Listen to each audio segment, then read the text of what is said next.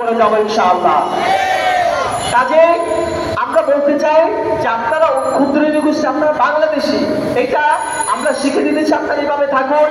উপজাতিদের বা ক্ষুদ্র নৃগোষ্ঠীদের যদি কেউ অধিকার হরণ করে, আপনারা সেই অধিকার হরণের কথা বলেন, আমরা আপনাদের পক্ষে কথা বলবো। আমরা বলতে চাই পাহাড় এবং সমতল একই আইন থাকবে, সেখানে ভিন্ন কোনো আইন থাকতে পারে না। আজকে 1997 সালে উপজাতিদের সাথে তৎকালীন ফ্যাসিস্ট সরকার যে চুক্তি করেছিল, সেই চুক্তিটিকে অসম চুক্তি এবং সেখানে বাঙালিদের সাথে বৈষম্য করা হয়েছে। বাঙালিদের কোনো এনগেজমেন্ট, বাঙালিদেরকে ওই এলাকার স্টেক হোল্ডার হিসেবে বিন্দু পরিমাণ রাখা হয় নাই। সেই চুক্তিতে এমন সব বিষয় রাখা হয়েছে, যেমন এমন বৈষম্য রাখা হয়েছে, যেমন পার্বত্য চট্টগ্রাম বিষয়ক একটা মন্ত্রণালয় আছে। চুক্তি অনুযায়ী ওই মন্ত্রণালয়ের মন্ত্রী হইতে পারবে একমাত্র উপজাতি, কোনো বাঙালি হইতে পারবে না। এটাকে বৈষম্য না?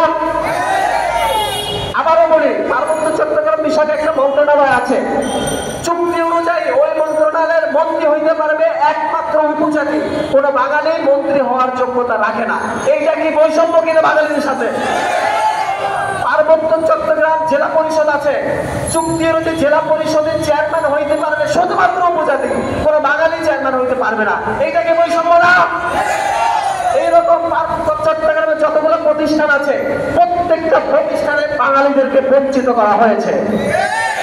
ঢাকা বিশ্ববিদ্যালয়ে উপজাতি কোটা আছে, কিন্তু একই অঞ্চলে যারা বসবাস করে, রাঙামাটি, খাগড়াছড়ি, বান্দরবান, ওই জায়গার উপজাতিরা ঢাকা বিশ্ববিদ্যালয়ে কোটা পায়, ওই জায়গার বাঙালিরা কোনো কোটা পায় না।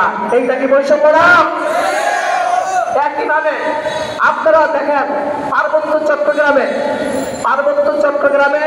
যদি কোনো কাজ দেওয়া হয়, সরকারি টেন্ডার কাজ, সেখানে উপজাতিদের ট্যাক্স ফ্রি কাজ দেওয়া হয়, কোনো ট্যাক্স দিতে হয় না।